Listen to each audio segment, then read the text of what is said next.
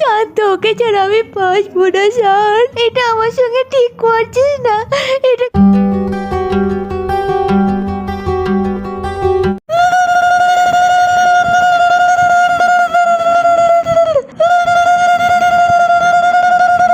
আরে আরে দিদিভাই রোজিকে শানকে বরণ করছে, কি ব্যাপার? হঠাৎ করে এরকম দুজনকে একসঙ্গে বরণই বা কি জন্যে করছে? ব্যাপারটা তো দেখতে হচ্ছে।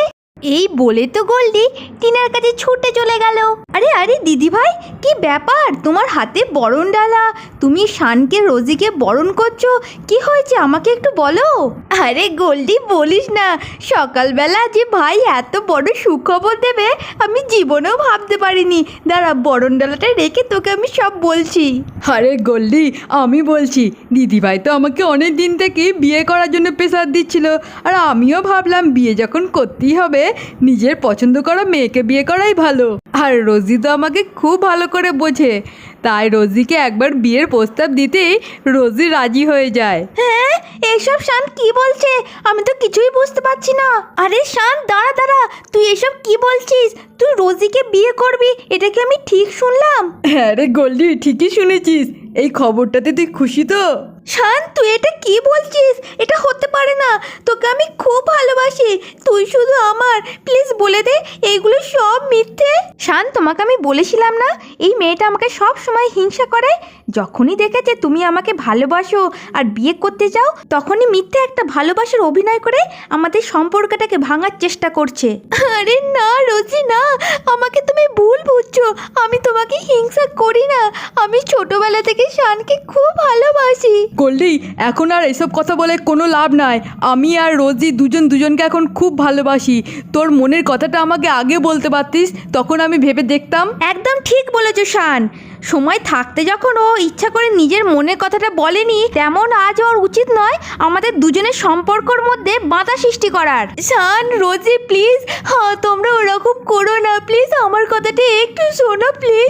গোল্ডি শোন, আমি রোজিকে কথা দিয়ে দিয়েছি বিয়েটা আমি করবই। আর একটা কথা, রোজি পরশু দিনকে বিদেশ চলে যাবে, তাই আজই আমরা রেজিস্ট্রি ম্যারেজটা করে নেব। শান প্লিজ এই ভুলটা করিস না, আমি তোকে খুব ভালোবাসি শান। শান, তোকে ছাড়া আমি বাঁচবো না শান। এটা আমার সঙ্গে ঠিক করছিস না, এটা খুব ভুল করছিস। প্লিজ শান প্লিজ, এটা ভুল হচ্ছে, এটা ঠিক হচ্ছে না।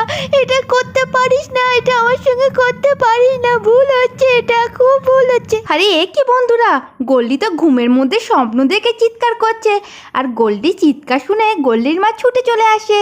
আরে এ কি, মেয়েটা তো ঘুমের মধ্যে কান্নাকাটি করছে, মনে হয় কোনো দুঃস্বপ্ন দেখেছে।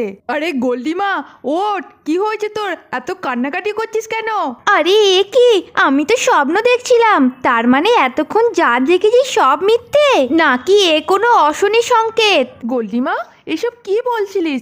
এটা ভুল হচ্ছে, এটা করতে পারিস না। তুই কিসের স্বপ্ন দেখছিলিস রে? মাকে কি আজ সব সত্যি কথা বলে দেব? না থাক, মা আবার যদি শুধু শুধু টেনশন করে। আরে মা, তুমি এত টেনশন করো না তো। আমি না খুব একটা ভয়ানক স্বপ্ন দেখিনি, জানো তো আমি কি স্বপ্নতে দেখলাম যে আমার পরীক্ষার ফলটা না ঠিক আমার মনোপুত হয়নি, তাই হয়তো ঘুমের ঘরে এইসবগুলো আমি বলে ফেলেছি। ও আচ্ছা, আমি তো খুব ভয় পেয়ে গিয়েছিলাম। আর গোল্ডিমা, তুই পরীক্ষার রেজাল্ট নিয়ে একদম টেনশন করিস না, তোর রেজাল্ট খুব ভালো হবে। আমার তোর উপর পুরো বিশ্বাস আছে। মা, বাইরে থেকে একটা পোড়া পোড়া গন্ধ আসছে না? আরে আরে, আমি তো কথায় কথায় ভুলেই গেছি।